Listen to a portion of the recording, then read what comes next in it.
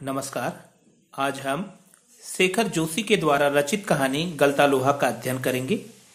गलता लोहा ब्राह्मण युवक मोहन तथा लोहार युवक धनराम की कहानी है।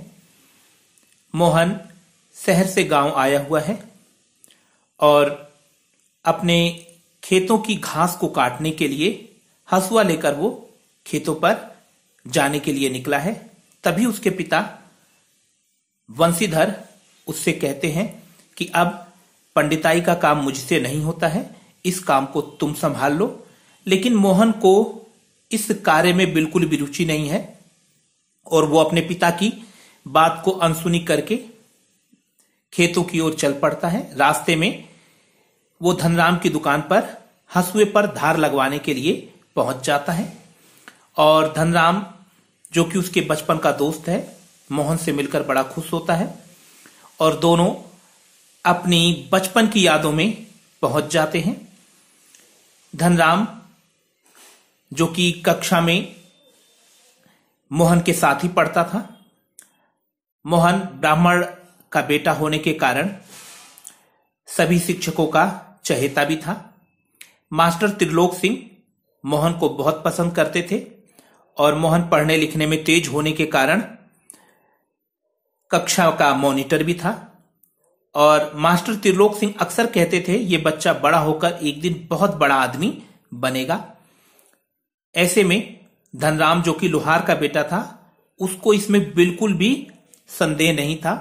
उसको लगता था मोहन ब्राह्मण का बेटा है, जातीय रूप से मुझसे श्रेष्ठ है और पढ़ने में भी तेज है और मास्टर जी भी ऐसा कहते हैं, तो ये जरूर बहुत बड़ा आदमी बनेगा।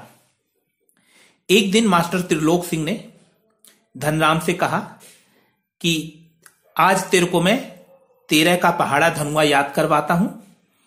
और धनराम 13 का पहाड़ा मास्टर त्रिलोक सिंह को सुनाने में असमर्थ रहता है।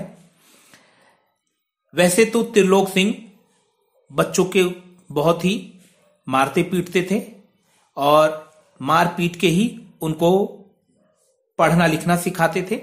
लेकिन आज उन्होंने धनराम को, जब वो 13 का पहाड़ा नहीं सुना पाया, तो मारा पीटा नहीं बल्कि अपने बैग से या अपने झोले से दनातियां निकालकर धनराम को दे दी और कहा कि इसमें धार लगा के ले आना। तू लोहार का बेटा है और तेरे दिमाग में लोहा भरा हुआ है, इसमें विद्या का ताप नहीं लगेगा। और इस तरीके से आज मास्टर त्रिलोक सिंह ने धनराम को दिल पर चोट की और ये दिल पर जो चोट लगी धनराम के, तो उसने विद्यालय जाना छोड़ दिया और अपने पिता गंगाराम की दुकान पर बैठकर लोहार का काम सीखने लगा। और गंगाराम भी अक्सर धनराम को मारपीट कर ही कार्य को सिखा रहे थे, क्योंकि धनराम की शायद पढ़ने में भी रुचि नहीं थी और लोहार का काम सीखने में भी रुचि नहीं थी। इसीलिए दोनों जगह उसे मार पिटाई का ही सामना करना पड़ा। इधर मोहन अपनी प्राथमिक कक्षा अच्छे नंबरों से पास करने के पश्चात आगे की पढ़ाई के लिए दूसरे गांव में दाखिला लेता है।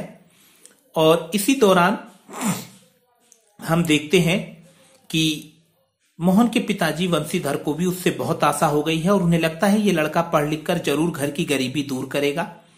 और मोहन भी नदी पार करके स्कूल में पढ़ने जाता है और वहां से जब थका मांदा घर आता है तो मोहन के पिता उसको मोटिवेट करने के लिए बहुत सारी वैल्यूज वाली कहानियां सुनाते हैं। और उन्होंने मोहन के रहने का प्रबंध भी नदी के पार के गांव में अपने एक यजमान के घर में कर दिया है। लेकिन फिर भी छुट्टियों में मोहन नदी पार करके अपने घर वापस आ जाता है। एक दिन नदी क्रॉस करने के दौरान नदी में बाढ़ आ गई और मुश्किल से मोहन किनारे तक पहुंच पाया और इस घटना ने बंशीधर को काफी दुखी किया।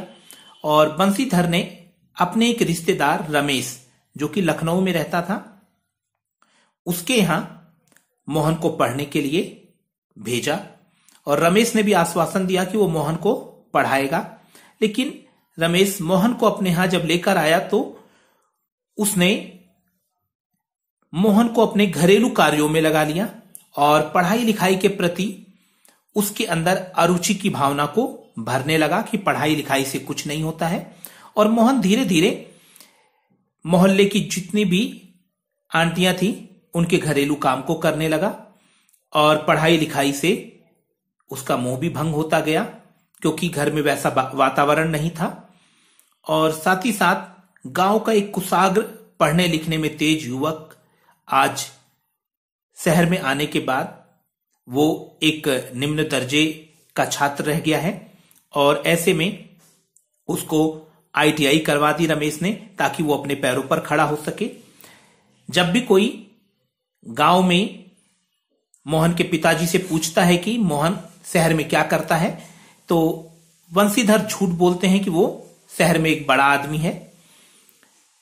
और इस तरीके से अब जब मोहन गांव में आया हुआ है और धनराम की दुकान पर बैठकर हंसुए में धार लगवा रहा है, तो ये सारी बातें वो लोग धनराम और मोहन सोच रहे हैं। और इसी दौरान धनराम एक लोहे को गोल आकार में ढालने की कोशिश कर रहा है, जो वो कर पाने में असमर्थ होता है। मोहन बड़ी पारखी निगाहों से उस कार्य को देख रहा होता है, क्योंकि ITI में उसने लोहार का काम ही सीखा है। और वो झट से धनराम से उस लोहे को ले लेता है और हथौड़ी की चोट मारते हुए उस लोहे को आकार में, गोल आकार में ढाल देता है। और ये देखकर धनराम को बड़ा आश्चर्य होता है कि एक ब्राह्मण का बेटा लोहार का काम कैसे करना जानता है, जबकि मैं स्वयं एक लोहार का बेटा हूं, मुझे ये कार्य करने में अच्छे से निपुणता हासिल नहीं है, जबकि ये ब्राह्मण का बेटा लोहार का काम करने में कैसे सक्षम हो गया। और इस तरीके से आश्चर्य से वो देखता रहता है। और मोहन एक सर्जक की तरह धनराम की ओर देखता है और अपनी कारीगरी की प्रशंसा पाना चाहता है। अब बात आती है कि ये कहानी हमें बताना क्या चाहती है। तो गलता लोहा ठीक यही खत्म होती है। और गलता लोहा जो पाठ है, इसके माध्यम से लेखक हमें बताता है कि समाज में जो जाति की व्यवस्था है कि व्यक्ति अपनी जाति के अनुसार कार्य करे। जैसे मोहन ब्राह्मण का बेटा है तो पढ़ने लिखने में अच्छा हो और दूसरा ब्राह्मण का काम करे, ये जरूरी नहीं है। बच्चे की जिस कार्य में रुचि हो वो उसको करे। अर्थात जो पिता कार्य कर रहे हैं जरूरी नहीं है वो कार्य बच्चों को भी करना चाहिए। अब यहां मोहन अपने पिता के कार्य को ना अपनाकर दूसरे कार्य को अपनाते हैं जिसमें उसकी रुचि होती है। इधर धनराम पिता का कार्य लोहार का है, लेकिन उस कार्य को भी करने में वो अच्छे नहीं है, लेकिन जबरदस्ती उन पर वो काम थोप दिया गया है। तो यहां पर जातिगत जो मान्यताएं हैं कि माता पिता की जो जाति हो वही कार्य बच्चों को करना चाहिए, इस रूढ़ी और इस आडंबर पर एक तरीके से ये कहानी प्रहार करती है। और इस तरीके से हमें बताती है कि जैसे लोहे को गला के नए आकार में ढाल दिया जाता है, ऐसे ही इस समाज में जातिगत मान्यताओं को गलाकर नए आकार में ढालने की जरूरत है। अर्थात व्यक्ति को उसकी जाति के अनुसार कार्य करने के लिए विवश ना किया जाए, बल्कि व्यक्ति को उसकी रुचि के अनुसार कार्य करने के लिए प्रेरित किया जाए, प्रोत्साहित किया जाए। इस तरीके से ये चैप्टर, ये जो कहानी है गलता लोहा, हमें सिखाने का प्रयास करती है। और इसीलिए इस कहानी का नाम गलता लोहा रखा गया है। अक्सर प्रश्न भी ये आता है कि पाठ का नाम गलता लोहा क्यों है, तो इसका सिंपल सा उत्तर है कि जिस तरीके से लोहे को गला के नए आकार में ढाला जाता है, ऐसे ही समाज की सड़ी गली मान्यताओं को गलाकर उसको नए रूप में ढालने की आवश्यकता है। आशा है कि कहानी आपकी समझ में आई होगी।